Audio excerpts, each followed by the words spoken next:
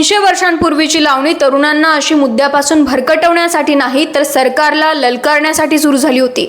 महाराष्ट्रातील सर्वात धाडसी लोककला तमाशा। विनोदाच्या आडून सत्तेला विचारलेला प्रश्न। तमाशा म्हणजे फक्त मनोरंजन नव्हता, तो होता गरिबांचा न्यूज चॅनल, शोषितांचा मायक्रोफोन आणि सत्तेविरोधातील लोकांचा जिवंत आवाज। तमाशा जिवंत ठेवला तो कोल्हाटी आणि इतर भटक्या विमुक्त समाजांनी। तमाशातील सर्वात धोकादायक पात्र म्हणजे सोंगाड्या, जो राजांनाही घाबरत नव्हता।